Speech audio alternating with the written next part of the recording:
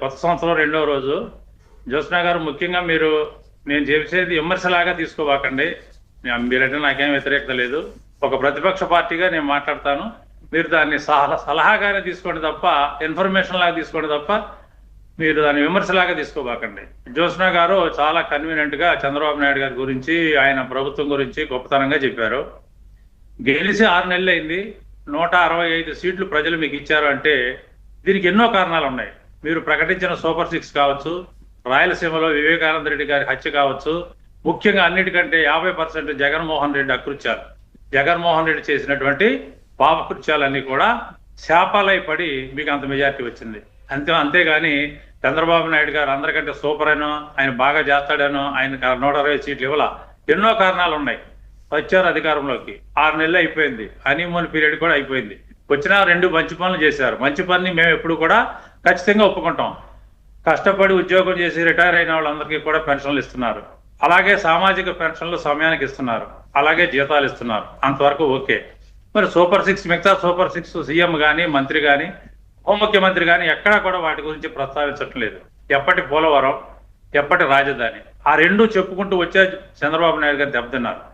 పోలవరం కడతానంటున్నాడు. 45 అడుగులు కడతారా, 41 అడుగు కడతారా, దానికి క్లారిటీ లేదు. ఎందుకంటే ప్యాకేజ్ ఇవ్వాల్సి వస్తుందని చెప్పి మోడీతో కొమ్మకై జగన్ దాన్ని 41కి దించిన మాట అందరికీ తెలుసు. రాష్ట్ర ప్రజలకి 41 అయితే గ్రావిటీలో నీళ్లు రావు. గ్రావిటీలో నీళ్లు రానప్పుడు ఆ ప్రాజెక్ట్ అనవసరం అయిపోతుంది. 45 అడుగులు కడితేనే గ్రావిటీలో నీళ్లు వస్తే రాష్ట్రం అంతా ఉపయోగపడుద్ది. దానికి ఇంతవరకు సీఎం గారు దాని మీద క్లారిటీ లేదు. సూపర్ 6 గురించి మాట్లాడతల్లా.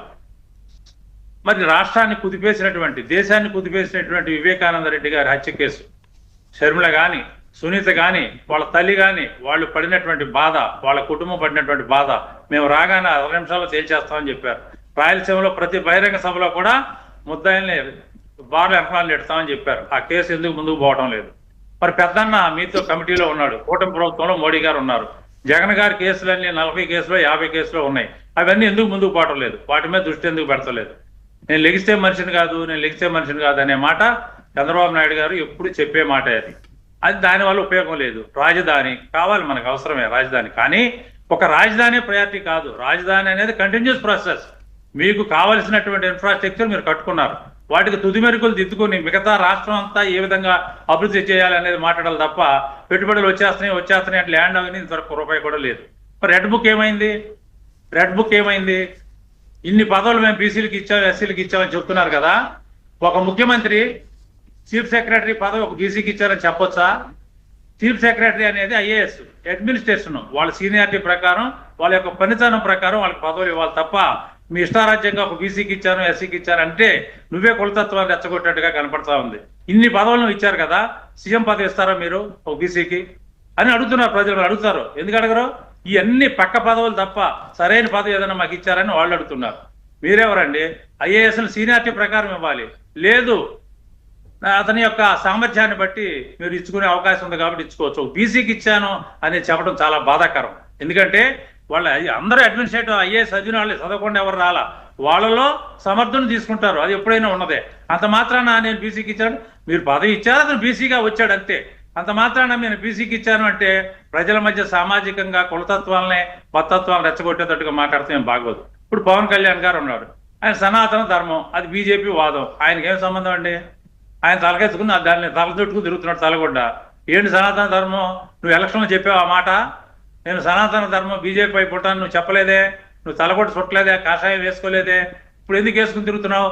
ఆ తిరుగుడేదో పోలవరానికో, రాజధానికో, స్టీల్ ప్లాంట్ని చంపేయడానికి చూస్తున్నారు. పక్కన మిట్టలు అనేవాడు ఇంకొకటి కడతాడంట ఒక 5,000 మందితో. 1,00,000 మంది బతికేటువంటి స్టీల్ ప్లాంట్ ఉంచుకోవాలా? 5,000 మందికి ఉద్యోగం ఇచ్చేటువంటి మిట్టలు అనేవాడికి మనం స్టీల్ ప్లాంట్కి పర్మిషన్ ఇవ్వాలా?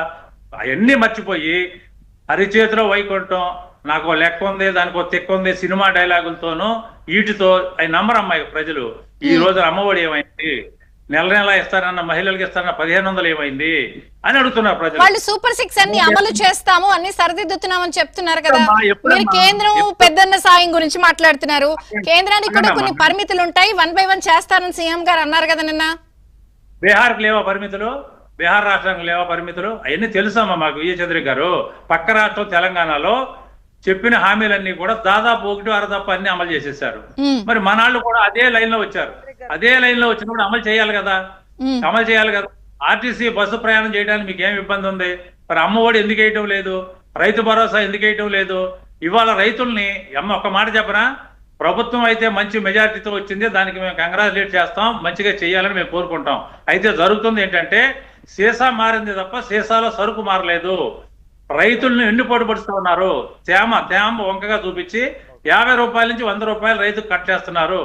డబ్బులు ఎమ్మటే ఇస్తున్నారు, కానీ 100 రూపాయల నుంచి 53 రూపాయల నుంచి 100 రూపాయలు కట్ చేస్తున్నారు. ఒక రైతుగా నాకు జరిగిందే నేను మీకు చెప్తున్నా. మరి ఇలాంటి పరిస్థితులు ఇప్పుడు